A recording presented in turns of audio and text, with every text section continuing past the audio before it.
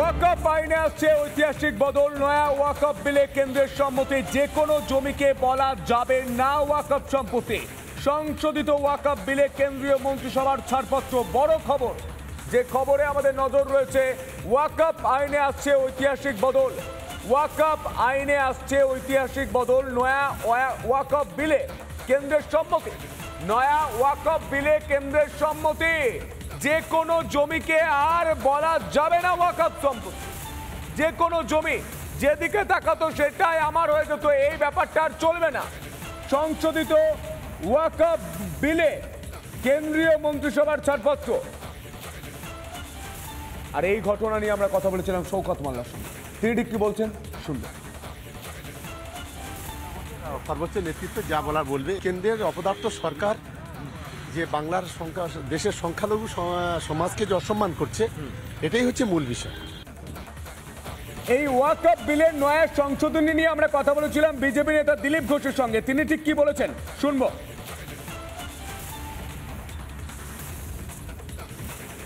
যার তার জমিকে দখল করে তাকে বেদখল করা হচ্ছে এবং পুলিশ প্রশাসন নিষ্ক্রিয় থাকছে। সাধারণ মানুষ, বিশেষ করে হিন্দুরা, তারা কার সঙ্গে লড়াই করবে? কেস করবে নাকি মারপিট করবে? তো এই জন্য এই যে আইনটা খুব দরকার ছিল। আর পশ্চিমবাংলায় রেকর্ডের 1.5 লাখের কাছাকাছি ওয়াকফ সম্পত্তি আছে। সেগুলো যারা বিভিন্ন লোক দান করেছেন, সেটার কোনো সুব্যবহার হচ্ছে না। টিএমসির মুসলিম নেতারাই সেগুলো কবজা করে লুট করে খাচ্ছেন।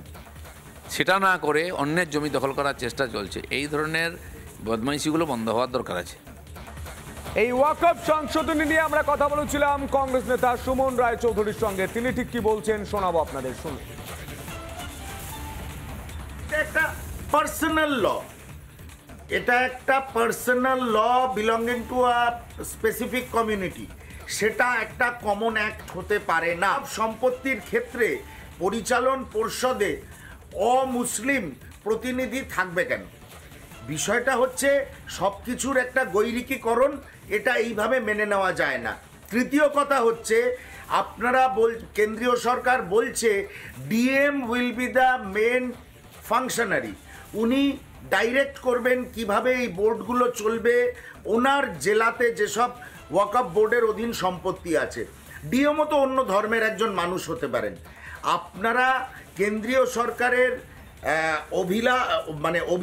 অভিমুখ হচ্ছে এই ওয়াকফ সম্পত্তিগুলোকে পুরোপুরি গৈরিকীকরণ করা, একটা মেজরিটেরিয়ান রুল কায়েম করা এই ওয়াকফ সম্পত্তিগুলোর ওপরে, যার আমরা প্রতিবাদ করব।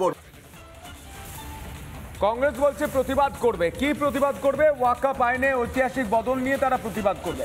ওয়াকফ আইনে আছে ঐতিহাসিক বদল। নয়া ওয়াকফ বিলে কেন্দ্রের সম্মতি, যে কোনো জমিকে বলা যাবে না ওয়াকফ সম্পত্তি। সংশোধিত ওয়াকফ বিলে কেন্দ্রীয় মন্ত্রিসভার ছাড়পত্র পাওয়া গিয়েছে। আর এই বিষয় নিয়ে, ওয়াকফ আইনে যে ঐতিহাসিক বদল, এই বিষয় নিয়ে আমরা কথা বলেছিলাম সঞ্জয় শাস্ত্রীর সঙ্গে। তিনি ঠিক কি বলছেন শুনবো। ভারতবর্ষের যারা সংখ্যালঘু বা তাদের তোষণকারী, তাদের উদ্দেশ্যে বলবো যে আপনারা বিপদে পড়লে সংবিধানের মালা জপ করেন, আর যখন বিপদ মুক্ত হয়ে যান তখন ওয়াকফের কথা মনে পড়ে। তো ওয়াকফ বোর্ডের কোনো অপশান, কোনো প্রভিকশন তো সংবিধানে নেই।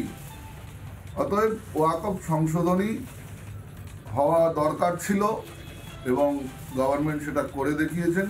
গভর্নমেন্টকে সাধুবাদ তার জন্য। নানা ধরনের কন্টেন্ট দেখার জন্য লাইক করুন, শেয়ার করুন আমাদের ফেসবুক পেজ, সাবস্ক্রাইব করুন আমাদের ইউটিউব চ্যানেল। পাশাপাশি অন্যান্য ব্রেকিং নিউজের জন্য অবশ্যই চোখ রাখুন রিপাবলিক বাংলায়।